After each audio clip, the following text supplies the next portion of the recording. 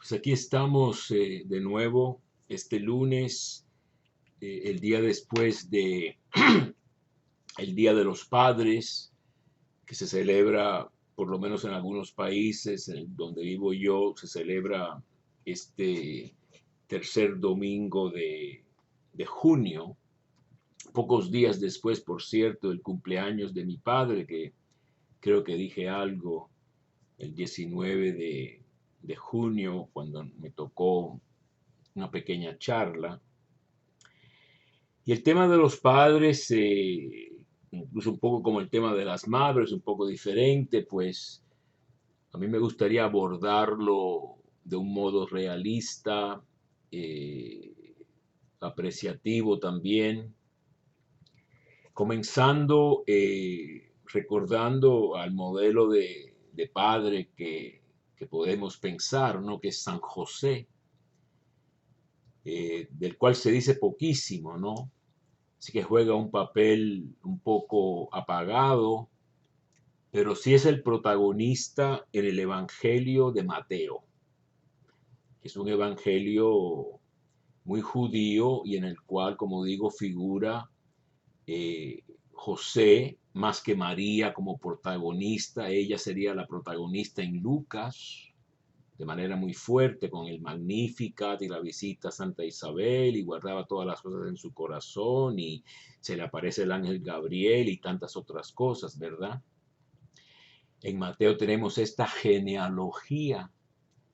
El Evangelio comienza con una genealogía dividida en tres partes de la historia de Israel, de Abraham a David, y de David al exilio babilónico, que hemos tenido ocasión de hablar de él varias veces, ¿no? Es un hiato, una división en la historia de Israel en la cual hay una gran derrota de su historia, de su fidelidad o falta de fidelidad a Dios, rompiendo la alianza e incurriendo todos los castigos que la alianza estipulaba, ¿no? Al final de Deuteronomio. Y es precisamente a través de esta genealogía tan extraña, por cierto, que Judá, el gran patriarca de la tribu, engendra de Tamar, de su,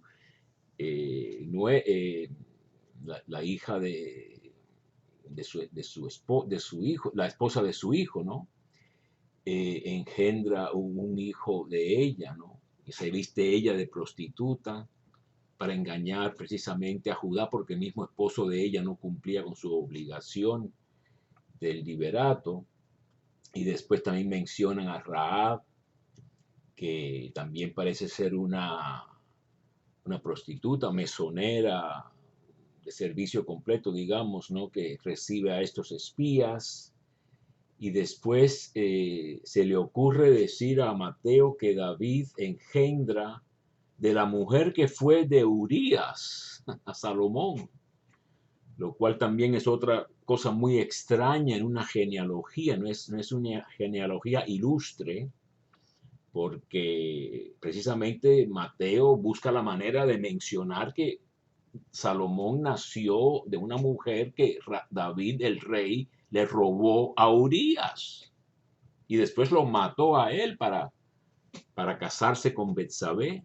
Y es de ella que sale el gran rey Salomón, que después tampoco termina muy bien.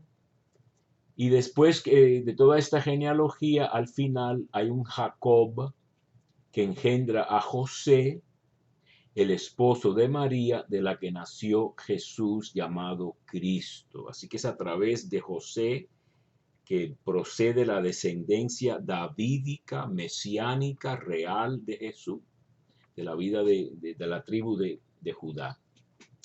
Y precisamente como saben ustedes, María se encuentra encinta de manera misteriosa. José no sabe qué hacer. Hay algunos estudios que dicen que a lo mejor sospechó algo sobrenatural en vez de inmoral. Pero de todos modos, lo que dice aquí el Mateo, muy, muy interesante, que es el tema grande de Mateo, uno de los grandes temas de Mateo, como José era justo. Es una traducción, ¿verdad? Del latín, el justus, ¿no? Para nosotros una persona justa puede ser una persona muy correcta, equitativa, no favorece ni a un lado ni al otro. En la Biblia es un poco diferente. En el Antiguo Testamento la noción de un tzadik, de una persona justa, entre comillas, así tradujo Jerónimo en la Vulgata, es una persona que actúa correctamente, sabe la manera justa o precisa de qué hacer en cada situación. Y en este caso, José decide despedir a esta comprometida de él, que es María, ¿no? En un compromiso judío que viene siendo casi un matrimonio, todavía no cohabitan, pero para separarse hace falta un tipo de divorcio, así que no es nada más romper un compromiso, te devuelvo el anillo, nada de eso, ¿no? Y él, en vez de aplicar el rigor de la ley que decía que se le hacía una prueba,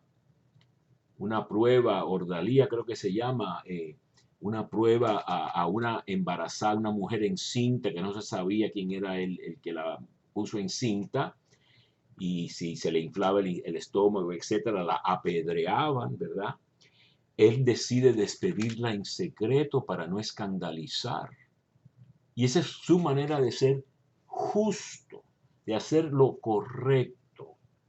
A Jesús le traen una mujer agarrada en flagrante adulterio y la quieren apedrear. Y Jesús sabe que la ley judía, la Torá, exige ese tipo de castigo, pero actúa de manera también, vamos a decir, justa. Dice, muy bien, el que no tenga pecado tire la primera piedra. Y se van los más viejos. Fíjense una cosa que no se menciona. Si la mujer fue agarrada en flagrante delito de adulterio, quiere decir que el hombre también estaba allí. ¿Dónde está el hombre? ¿Por qué no agarraron al hombre también y pusieron a los dos delante de Jesús? Porque están, eh, como decimos en cubano, cogiéndola con la mujer, ¿no? Es decir, están ensaña contra la mujer y el hombre recibe un tratamiento especial, que eso sucede en el derecho todos los días, ¿no? No tratan con justicia a todo el mundo, ¿no? Así que tenemos el ejemplo este de José, trabajador, cuida, los lleva a Egipto, es un inmigrante, lleva a su familia huyendo de la persecución a Egipto, que es un modelo. Yo debería haber puesto una foto aquí de la Sagrada Familia huyendo a Egipto, casi como inmigrantes centroamericanos, ¿no? Eh, Así que tenemos ese tipo de ejemplo de San José. Tenemos otro ejemplo que he puesto una pintura de un padre que a lo mejor no comprendió a su hijo o no tenía el corazón tan justo quizá como San José, que es Pietro Bernardone, el padre de San Francisco de Asís. Ustedes saben que, bueno, Francisco era un poco diferente y se puso a regalar las telas preciosas de su padre, que era vendedor de telas preciosas, a los pobres. Había gente miserablemente pobre. El padre era muy rico. No creo que Francisco hubiera repartido todo el tesoro del padre, pero hizo lo suficiente para que el padre se enojara mucho, ¿no? Y tenemos la famosa escena en la cual Francisco va al obispo de Asís y se desnuda, se despoja de sus vestimentos y le dice a su padre, aquí los tienes, y casi deja de ser su padre, ¿no? Es un ejemplo un poco de muchas veces la Biblia no hace que no odia a su padre, no odia a su madre y no me sigue a mí, no es digno de mí. Hay que entenderlo en el sentido de preferencia a la ley de Dios y no quizá a lo que los padres pidan, ¿no?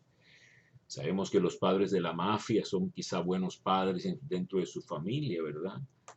Pero lo hago por mi familia, pero después fuera de la familia son unos matones, ¿no? No son ejemplos de buenos padres. Pasamos después a Teresa de Jesús.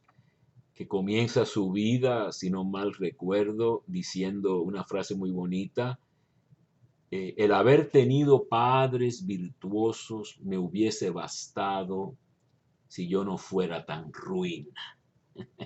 Típico de Teresa, ¿no?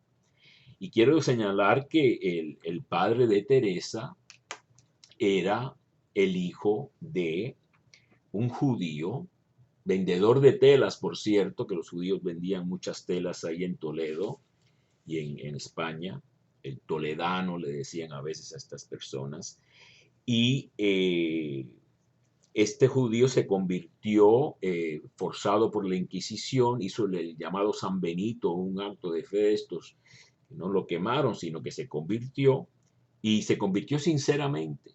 De tal modo que el padre de Santa Teresa era realmente un muy buen católico, casi más serio a lo mejor que la madre, que era de familia cristiana de siempre, ¿no?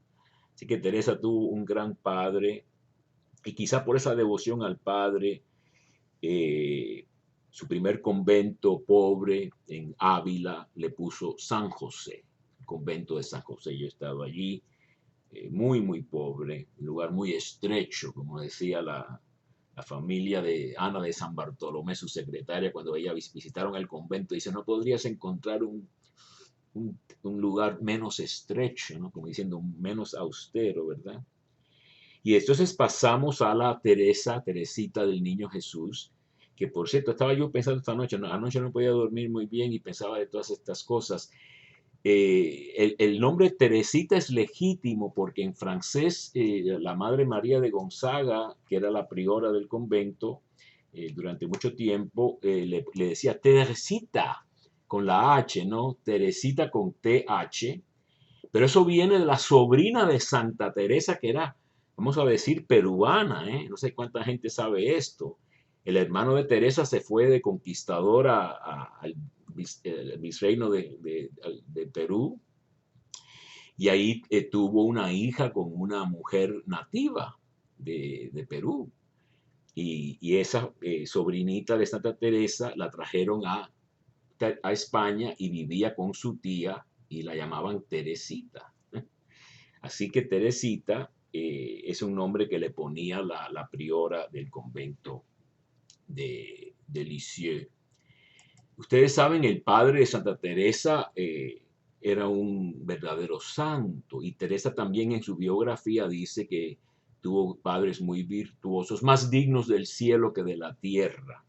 Su madre se le muere cuando ella tenía solo 4 años, se queda el padre, Luis, solo. Por cierto, ambos padres son santos ahora. Celi, la madre, que murió de cáncer del seno, que era más estricta, más seria, más trabajadora, ganaban bastante dinero con esto de el bordado, ¿no? Que hacían de una tela muy fina de Alençon que se hacía en esa época. Y el padre tuvo todas estas hijas, ¿no? Tuvo a María, tuvo a Paulina, tuvo a Leoní, que le daba muchos problemas, Celina y Terés. Y todas se les fueron al convento. La primera, la segunda, que era como la madre de Teresa, después de la muerte de su propia madre, Paulina. Leoní tuvo muchos problemas, entraba y salía de los conventos hasta que al final se asentó en otro convento, no el Carmelo.